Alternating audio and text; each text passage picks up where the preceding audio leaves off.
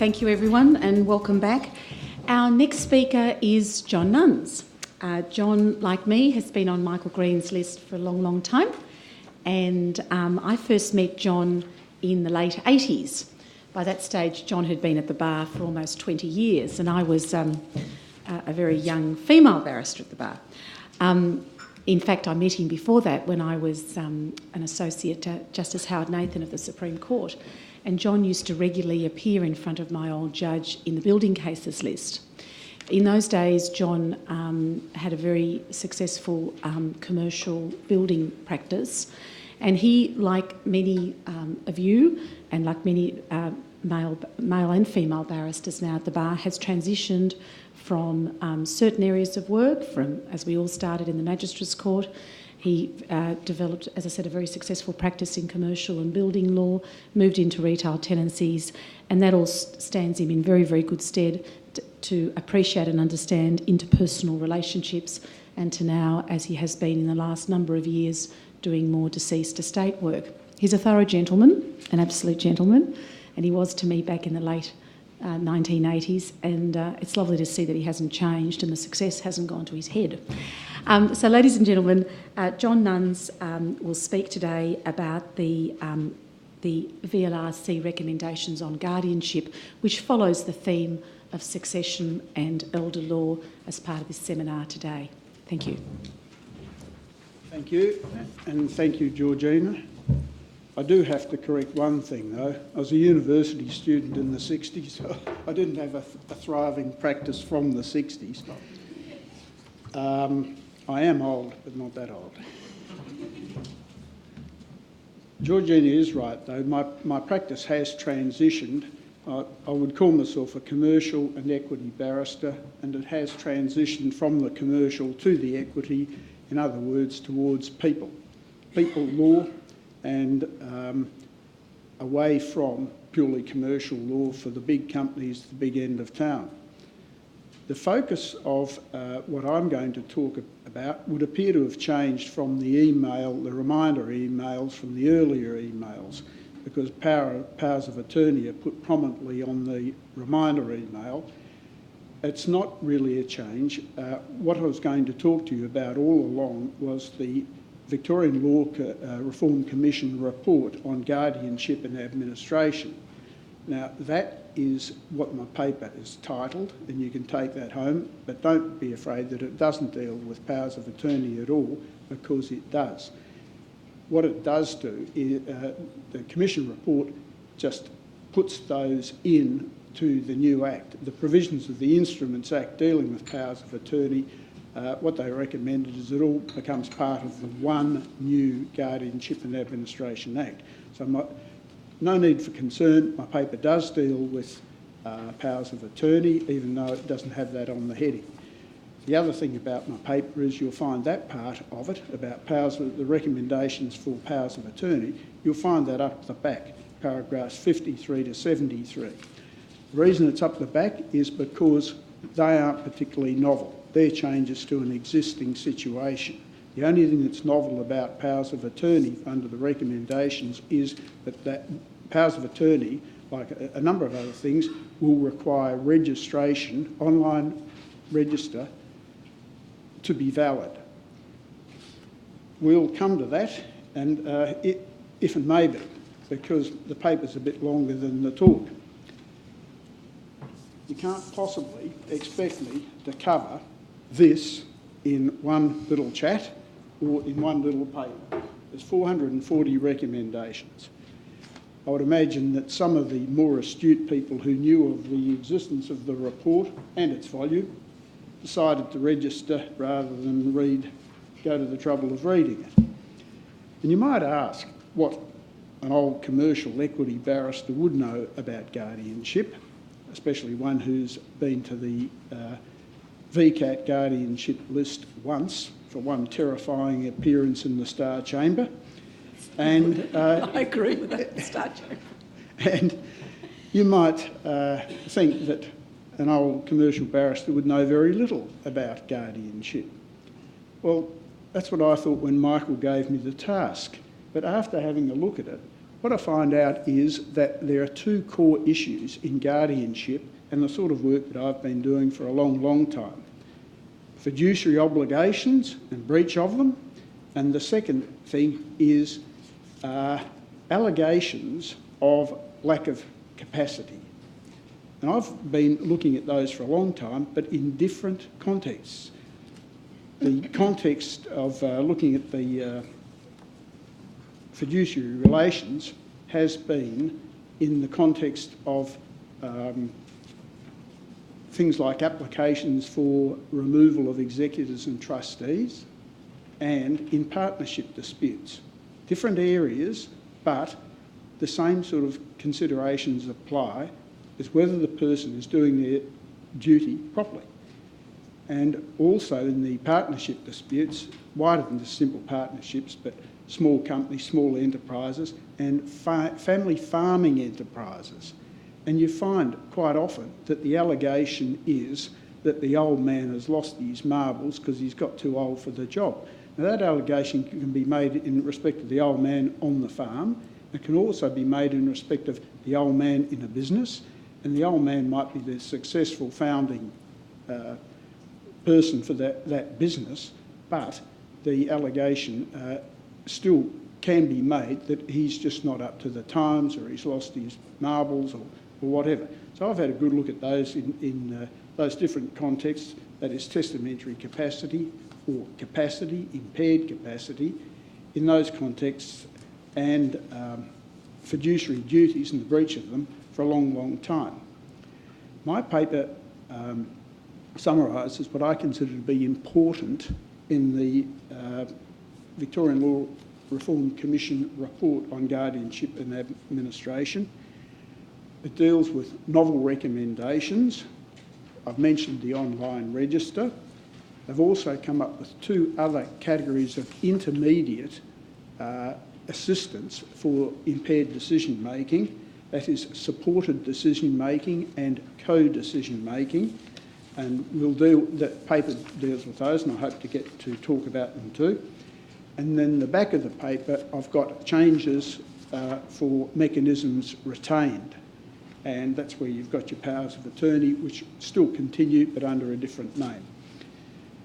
I also propose to illustrate consideration of criteria recommended for VCAT appointments of substitute decision makers and supported decision makers and co-decision makers, because they set out what I think are criteria that are applicable when you are making personal appointments under enduring powers of attorney or enduring powers of guardianship.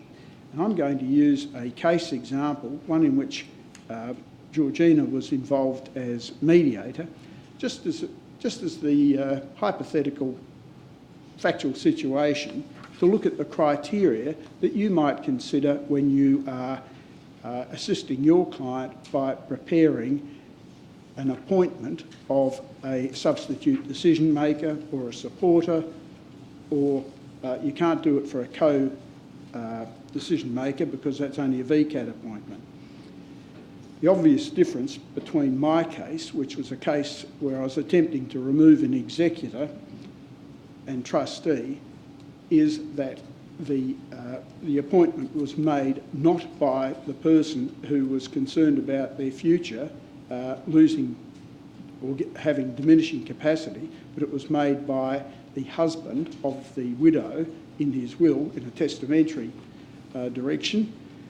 And the other thing was my client was not of impaired decision-making capacity at all. Unfortunately, she had been to VCAT twice. The first time, where the first member considered she was and appointed an administrator over her affairs, financial affairs, and the second time, a different member decided that she was of full capacity and revoked the former order, but couldn't revoke the $20,000 or $30,000 for the administrator's expenses that it cost. Now, back to the Law Reform Commission report, terms of reference. One of them was the principle of respect for the inherent dignity, individual autonomy and independence of person.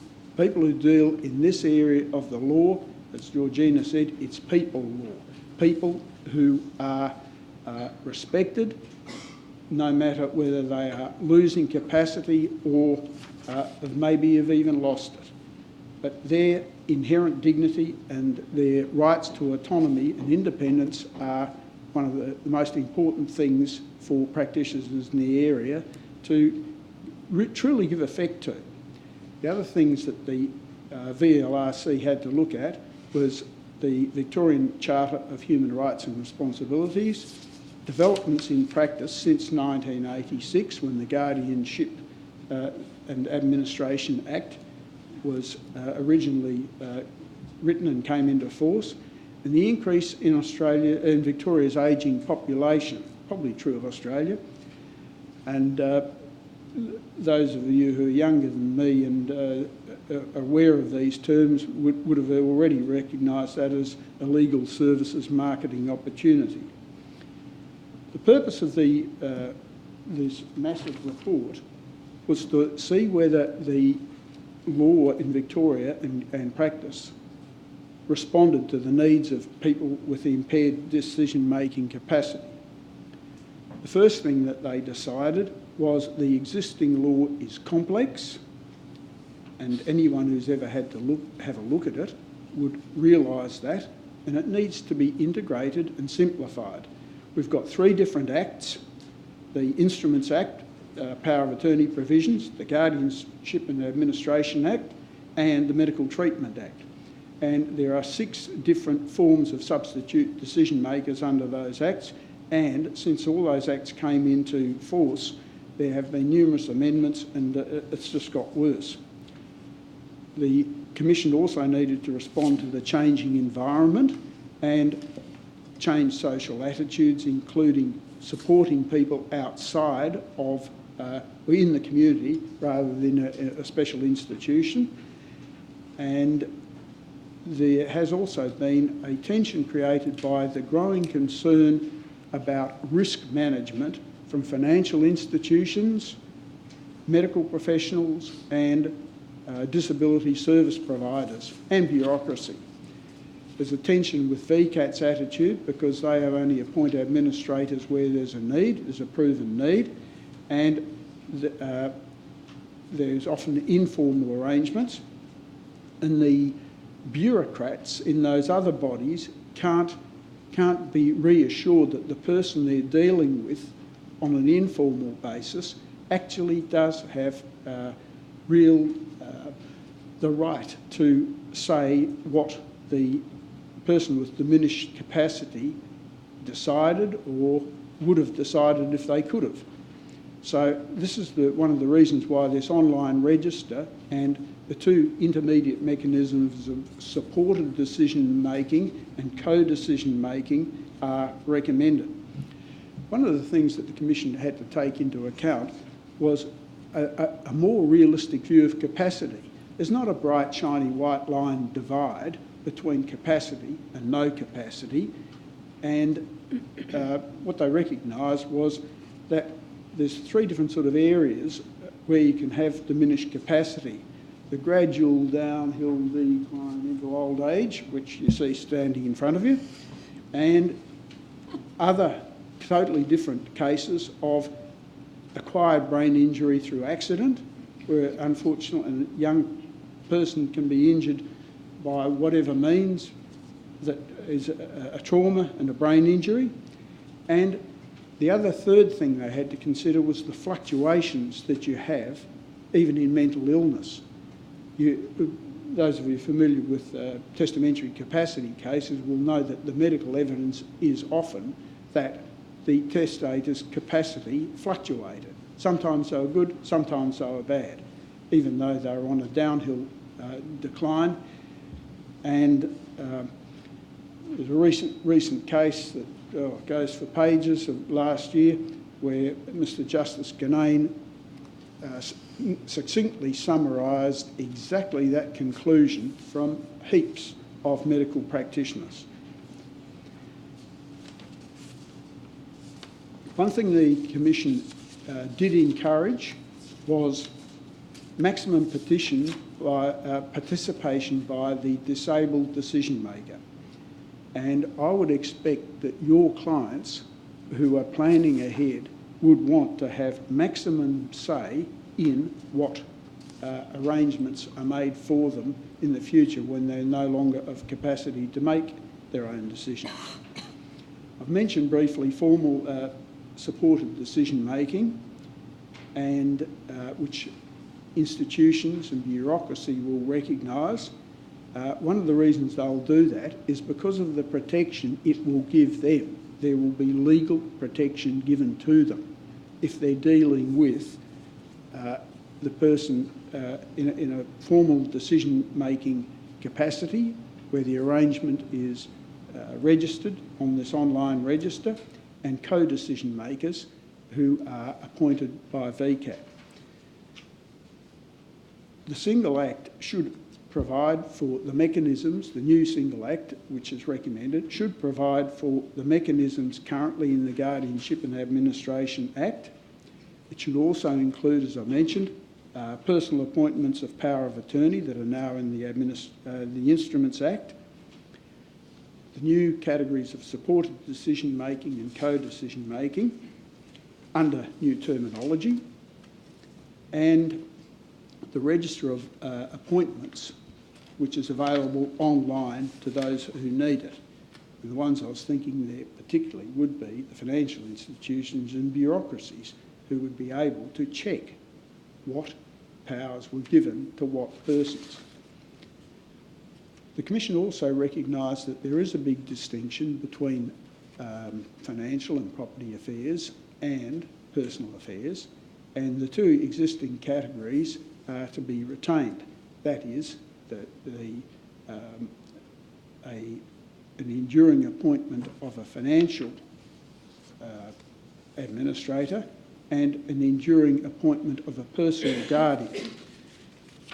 It's often important because the skills required are quite different. The business administrative skills required for financial affairs as compared with the person's knowledge of the person with impaired decision making, their personal preferences, their lifestyle, their values, their morals, their religion, their ethics, things like that. That should be a person with a personal knowledge, not just somebody who has business or administrative skills. Accountability safeguards that are suggested are more training for appointees, which is good, but one wonders whether it will ever happen. Declarations of compliance, which sound to an old cynic like myself to be something that will not, it's certainly a questionable effectiveness just to have people declared that they've complied with all their obligations and responsibilities. Increasing the investigative role and powers of the public advocate, a new civil offence of exploiting an impaired person, and those offences are to be prosecuted by a new statutory officer. There's also an expansion recommended of the VCAT jurisdiction to bring claims for damages or for equitable relief where it's something that's happened to a represented person. What I did want to mention to you, though, was the criteria that VCAT take into account in determining whether a person's suitable to act in the role of a supporter or a co-decision maker, which I think you can apply to your situation, and that's in paragraph 13 of my paper. The wishes of the person supported, the desirability of preserving existing family and other relationships important to that person, the nature of the relationship, and whether it's one of trust, terribly important. The ability of the person who's proposed to assist, the availability of the person who's proposed to assist, whether that person will act honestly, diligently and in good faith, and who has the crystal ball, but at least somebody, your client, can make probably a more accurate prediction on their knowledge of the person they propose and have faith and trust in than other people could, and whether that person has that proposed person has a conflict of interest. The example I wanted to mention was a son who had been appointed trustee by his father, and the widow only had a life interest. I was trying to remove the son, and what had happened was that the son had booked all expenses. The son was an accountant, and he had booked all expenses of the estate, including general administration expenses, everything, to the life tenant. It had got so bad that she had no money to live on whatsoever. And what I just wanted to do is try and compare what may have been the case at the time of appointment compared with at the time of problem. We look at the criterion, the wishes of the person supported. Well, she probably was never consulted. It was her husband's decision in his will. By the time she saw me, her wishes were that she wanted her son removed. The desirability of preserving existing family relationships, well, again, we don't know whether she was consulted. But by the time it got to me, there was a huge division between the son and one daughter and the mother and another daughter. The relationships had been fractured enormously. The nature of the relationship, as Mr. Justice Habsburger reminded my opponent a couple of times, she was his mother. Sure, she is his mother. Terribly important relationship, but by the time it got to court, it was a very poor relationship. Was it characterised by trust? Initially, I don't know, but in the end, certainly not. The ability of the proposed supporter to assist, well, the father probably thought, this bloke's an accountant, my son's an accountant, he knows his stuff, he's a good administrator, he'll be ideal to administer the estate. But he probably also thought he needed legal advice because he appointed a solicitor as co-trustee. The accountant, by the time it got to me, he had no ability to do his job properly because he did not recognise a situation of conflict. He was a remainder man to take after mum died. He had no recognition of his mother's interests as being paramount, and he had no recognition of the need for legal advice as to what was payable from income and what was payable from capital. And it got to the stage where he was paying himself remuneration at an hourly rate for doing his duties, no authorisation whatsoever, which he, I'm sure, genuinely believed he was entitled to. And because his solicitor co-trustee had ill health and had got old, he wanted out. So the son decided the fair thing to do was just to pay him some executor's commission without resort to the court or agreement or anything else, so he did that too. That meant mum had no income whatsoever. And that's where it was when we went to court. Now, I'm not saying that that can be resolved by the crystal ball at the time, but I'm sure your clients would really like to be able to have their input into all those criteria. I've got to say, though, the happy ending to that story is that we got Georgina as mediator. She managed to wave the magic wand, and through her energy, enthusiasm, enormous skills as a mediator, she managed to solve that out to everybody's satisfaction. But anyway, they could move on. Mr. David Hughes has left. He was acting for one of the parties, and there was a brief flare-up, and I was going to say that not even Georgina's magic wand can change human nature, but apparently it did, because everybody is now living happily ever after. Thank you. Does anyone have any questions after that really interesting paper? Yes, please. John, in that case that you mentioned, I'm older than you. You're older than John.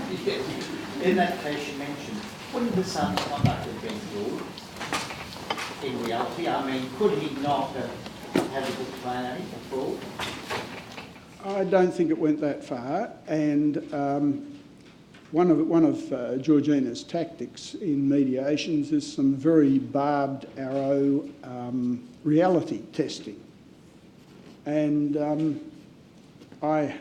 the barbed arrow that hit me was, do you really think a judge will remove this fellow? So I was a long way from fraud.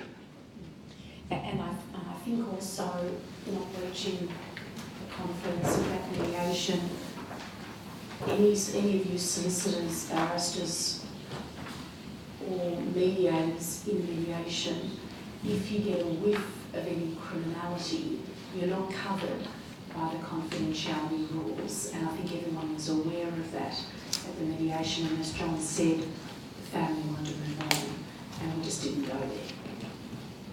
Because if any proceedings would have been issued, if any criminal proceedings had been followed through by anyone making a complaint, we would have all been prospective witnesses, and this family really wanted to move on. Is that fair, John? It is. Fraud was never mentioned. John Barrett. Yes, John. Thank you.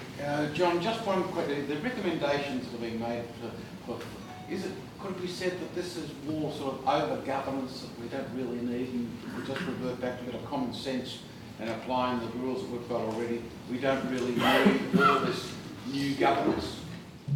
No, I don't think so. I think what it is doing is offering additional remedies for situations where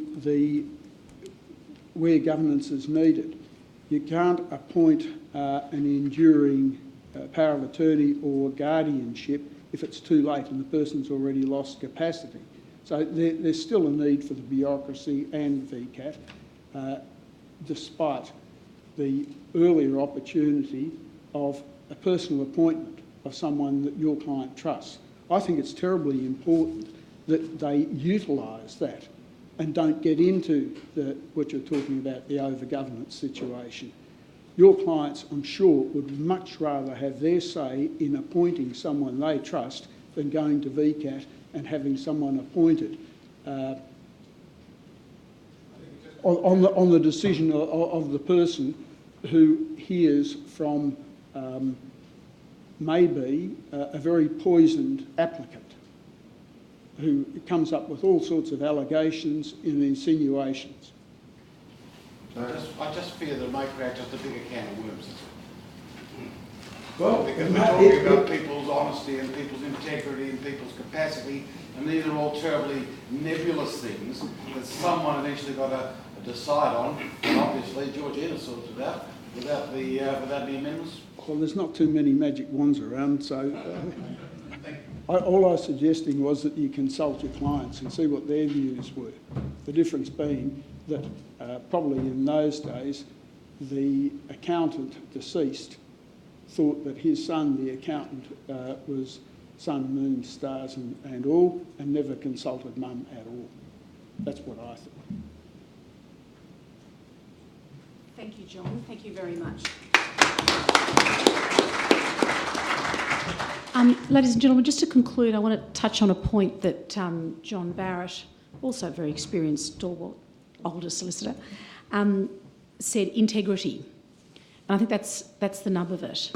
I really admire Abraham Lincoln, because Abraham Lincoln, I like reading history in my spare time, not that I have a lot of spare time, but Abraham Lincoln stood for 4 things, and I think this is what this area of the law started doing about 15 years ago, and we must continue it.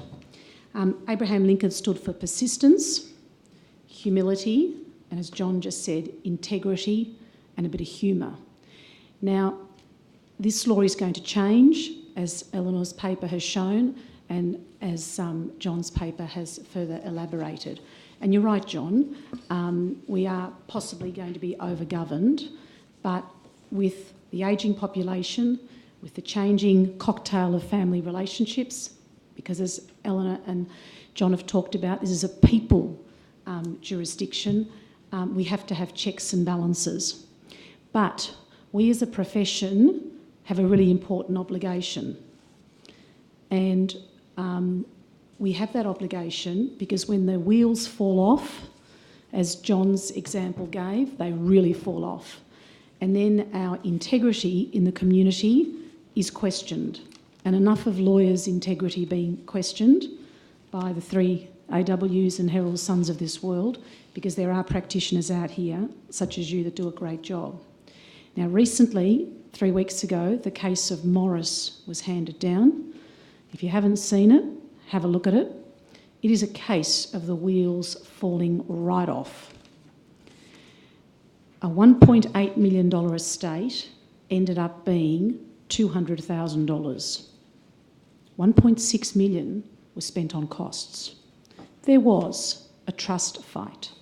There was a big superannuation fight over whether a binding nomination clause was or was not a binding nomination clause. There was a fight about the value of the assets in the estate. There were a lot of fights. And there was one big end of town firm, who will remain nameless, that was involved from the beginning. It came before Kate Macmillan in the end, where the widow, by that stage, was bankrupt. And a son who'd had almost no relationship with his father brought a TFM claim, and a grandson also brought another TFM claim. The grandson had never met the grandparent, the deceased. Kate threw it out. She threw the whole thing out. But integrity was talked about in that case. And this is where I think, with the law changing and the tentacles of VCAT coming in, supported persons, this online register that John talked about, the court made some really, really serious comments, and I think eventually this case will go elsewhere, because you cannot have a $1.8 million estate ending up at 1.6. It's just outrageous. It's just unjustified, in my world anyway. And it ended up at one stage before Justice Maxwell, Chief Judge, Court of Appeal, and he said, and I quote, and he talked about inherent dignity that John Nunns has talked about, and the rights of autonomy. He said, "Is always a matter of deep concern to the court when assets in an estate," and I say here assets of a represented person also, "are being used up in litigation about who should receive what share of the estate. It is clear from the material that there have been efforts to resolve the disputes, and there has been many a mediation. The Associate Justices who have had conduct of various parts of these multiple proceedings have themselves been urging the parties to try and seek a resolution. But the fact that we have an appeal regarding the disposal of one asset," that was another application, "shows that there is a spirit of disputation abroad. In my respectful view, the time has come for someone other than the lawyers who are doing their best to represent the warring parties in litigation, with an interest in maximising the return to beneficiaries, to take control of the situation, show leadership, imagination, and a spirit of compromise. Persistence, humility, humour, integrity.